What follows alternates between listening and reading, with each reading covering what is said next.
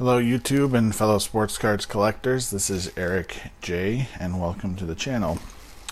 Today we are wrapping up 1987 Topps. We have completed a pack fresh set. Our packs that we used for this were primarily rack packs. We did open one wax pack, which the wax wrapper is just right here on the top of the binder. Just to give you an idea of how many cards we opened. In the meantime, also start thumbing through the cards. We opened 36 rack packs to complete the set.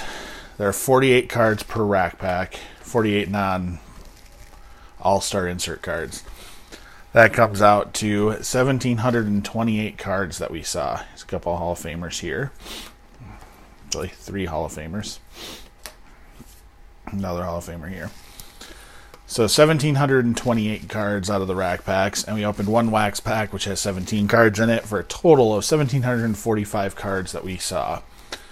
There are 792 cards in the base set, and we completed one set, and we found just short of 600 cards towards the second set, so 227 cards short of a second set. So I think we did pretty well. We could open probably the last 12 wax packs in the second wax box I had and get pretty darn close to having 2 complete sets here. So that's how many we opened. That's what we saw. So give a chance just to show all of these cards in binder, sleeved up, not sleeved up, in this 9 pocket plastic sheets. There's an Ozzie Guillen. Just to give a last chance of look at this set before we move on to other sets. I have also included the Topps Traded set within this binder, so we'll get to that at the tail end here. When I started this series, I actually showed the Topps Traded set first.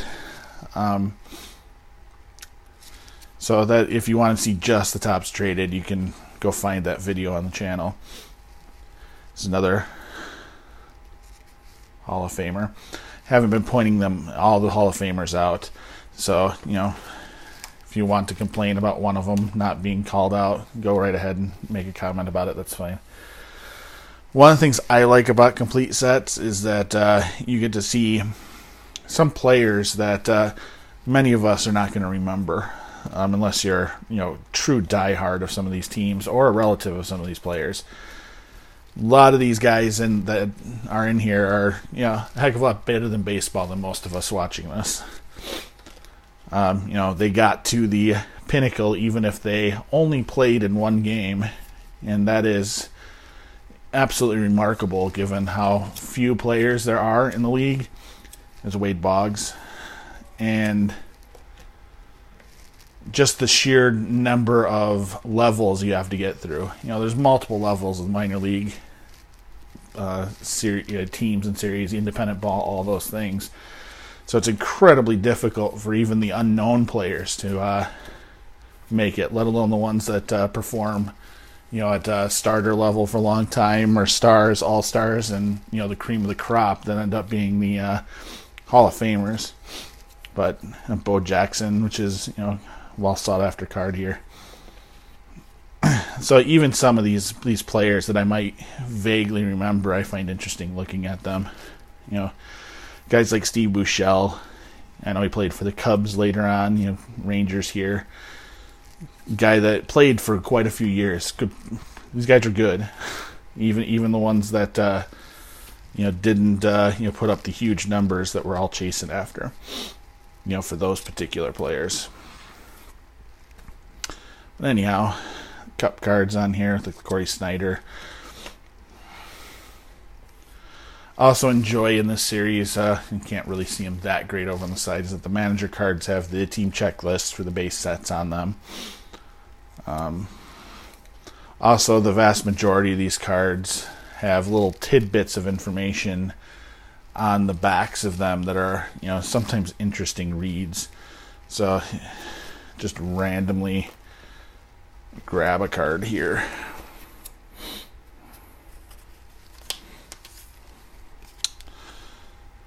So to give little details about the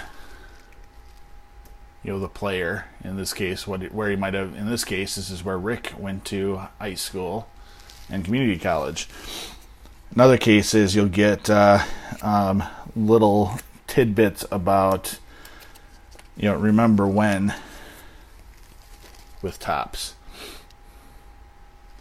Like in this card, we've got a September 6, 1965. Bert Campaneris played all 9 positions in a game for the A's. And his 1965 top card was number 266.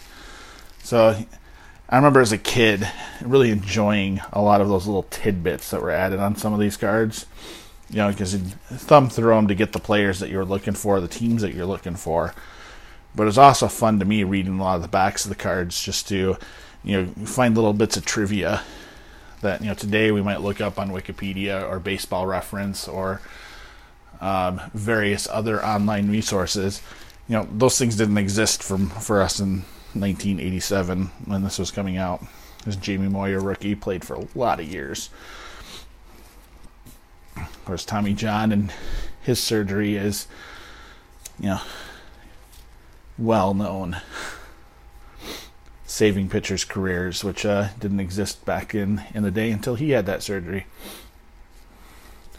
Remember Guerra being one of the pitchers that the Brewers produce, because Brewers don't produce a whole heck of a lot of pitchers, and he was one of them that stood out, even though he didn't stay healthy long enough.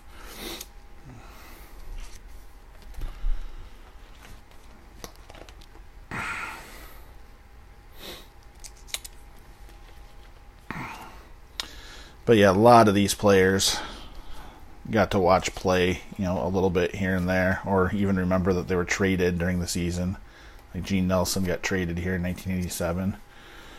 He'll show back up in the Topps Traded series. Mitch Williams, later known for giving up a big home run in the World Series.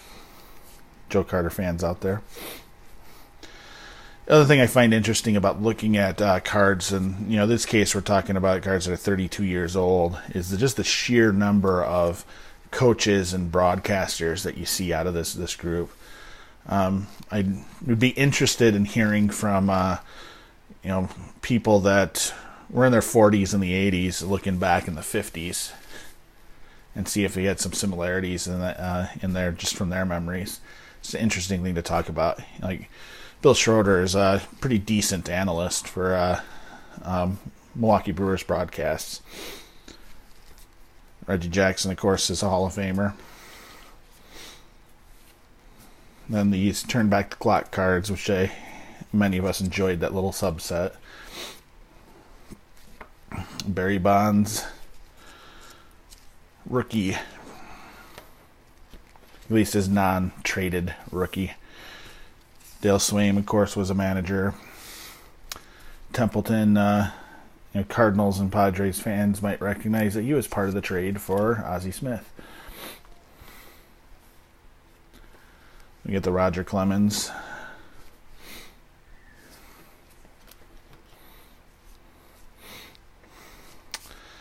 Dawson, last regular series card with the Expos.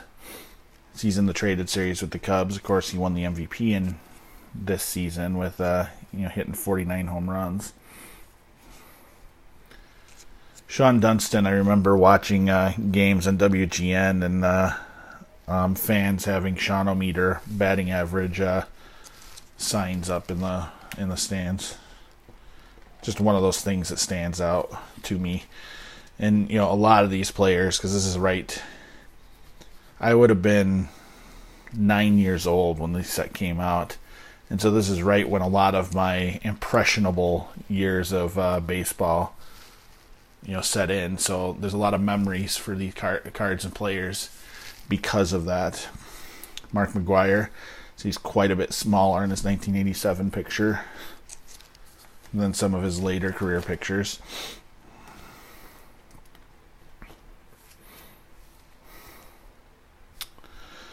Did follow the A's quite a bit in the late 80s because they were winning a lot of games. And fans in the American League, it was like, all right, out west, 87, 88, 89, the A's are coming. Of course, they made the World Series 3 times in 88, 89, and 90, only winning the 89 series against the Giants. Gossage, another Hall of Famer there.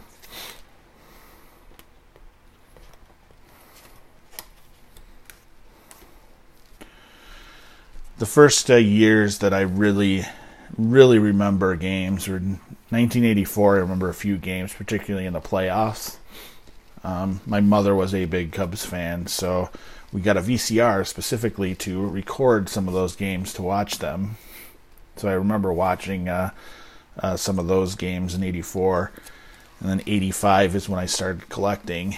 So I remember quite a bit from those years, but it's really, I'd say 87 is the first year that I kind of remember following everything throughout the season and really getting into baseball as my sport. That was even growing up as a Bears fan when the Bears were good. It's Will Clark. That's his rookie card. It's Mike Schmidt on this page. Tom Seaver, as I mentioned, building some of these sets. I enjoyed seeing some of the great players late in their career in uniforms that they're not necessarily associated with. At least the first teams that you think of. Seaver, the first teams you think of are Mets, and then probably the Reds. You're not going to think of him with the White Sox or with the Red Sox late in his career. Unless, of course, that's the first team that you watch, then you might do so. Willie McGee had won the MVP a few years prior to this. Got Kirby Puckett down here. Chris Bosio had been a pitching coach for a number of teams. He got let go, I think, from the Tigers last season, which had been the 2018 season. And then guys that you might recognize later on. Dennis Eckersley at this point, if you look at the back of his card, has virtually no saves. I think he had 3 saves at this point in his career. Yeah, 3 saves through his 1986 season. And, of course, he gets traded to the A's in the season, and we remember Eckersley as a dominant closer for the A's, and then a little bit for the Cardinals into the 90s. Darryl Strawberry, a great player that kind of got off the path of staying healthy, straight and narrow, and probably cost him a chance to be in the Hall of Fame. Some of his early career numbers put him on that path, though he never quite was able to follow through. Danny Tartabull Cup card. He was later traded from the Mariners. Jim Rice, a Hall of Famer. I like that White Sox look because it's just one of the first White Sox looks that I remember seeing regularly. Not that it's necessarily the best look out there.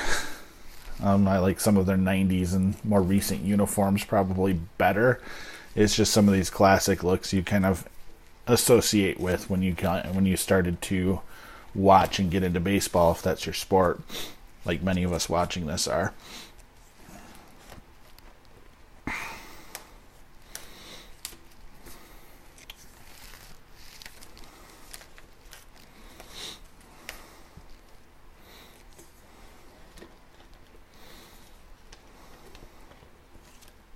It's Tony Gwynn.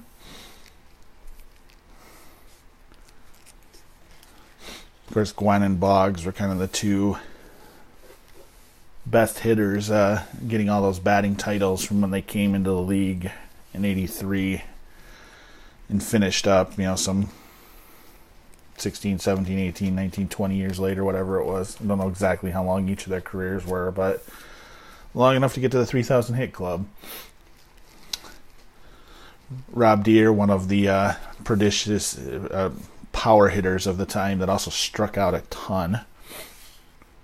On the same page, you also have guys like Rafael Belliard, or light-hitting players.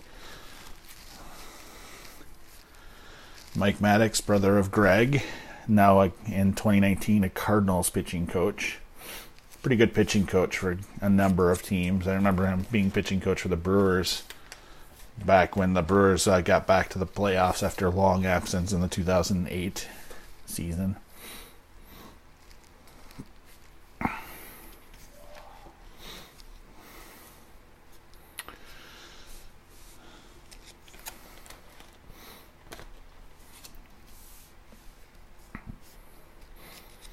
There's a lot of random players around the time. Ben Ogilvy had a pretty solid career. Played for quite a few years. Vince Coleman was pretty darn good a stolen base guy and leadoff hitter for those Cardinals teams that didn't hit a ton of home runs, but sure managed to run the bases and score with small ball. And these all-star card subsets, I find these kind of wonderful cards. Nice looking set, and of course on the back you're getting some amount of leaders information, but a lot of the stars of the time, and of course quite a few Hall of Famers or likely future Hall of Famers. The Jose Canseco Cup card was a well sought after card in this series.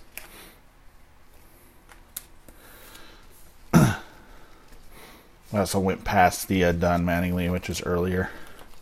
Sorry for not pointing that one out, because Mattingly was one of the best players going in 1987. It's too bad that his back didn't hold up. It's also too bad he didn't get to play in much in the postseason, given the Yankees' long-term history. Barry Larkin, rookie.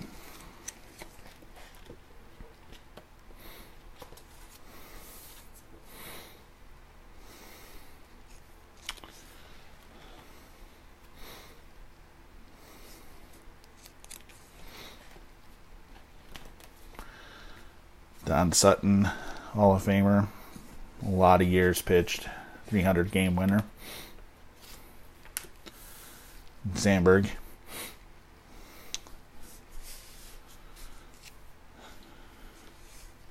Pretty darn good second baseman. Good player. Fun to watch.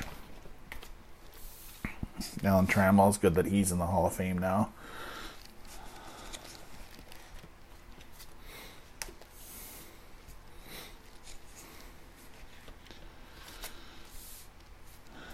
And Kingman's another one of those players that could hit the ball a mile. And of course, Ken Griffey Sr. 1987 his kid would have been on prospect list since he get drafted just a couple years later. Carlton, another one of those Hall of Fame players with a late career card, this time with the White Sox. He also shows up again in the traded series, because I believe he was traded to the Indians in this season. And some broadcasters out here, like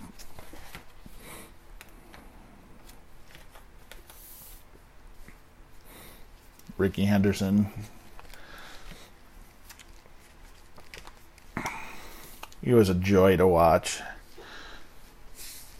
Molitor, when he was healthy, quite the player. Of course, he did end up getting to 3,000 hits. Number of years post-Brewers with the Blue Jays, and later briefly with the Twins.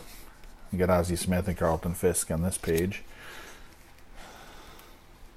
And Nolan Ryan.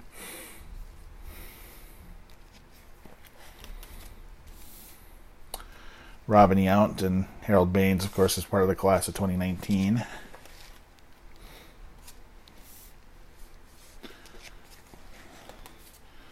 And Cal Ripken Jr. Now we're going into the traded series, where you'll see a few players show up again, because they were traded during the season, and quite a few rookies that you might recognize. Guys like Ellis Burks had a decent career.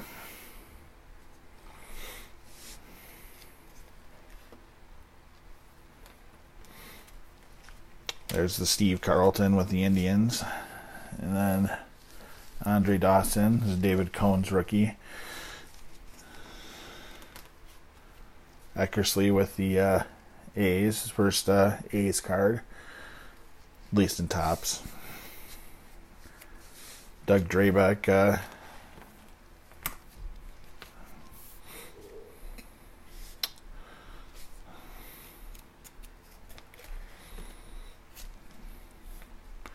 Reggie Jackson finishing up with the A's in this season.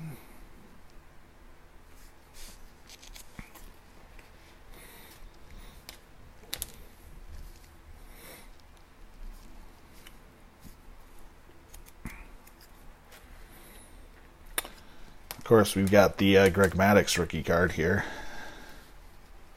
You know, one of the best pitchers in the 90s. I think that's shortchanging him a little bit. One of the better right-handed pitchers going. Davey Martinez, now manager. Bench coach for the Cubs also, 1 point. I mentioned Gene Nelson is one of the players that was traded during the season.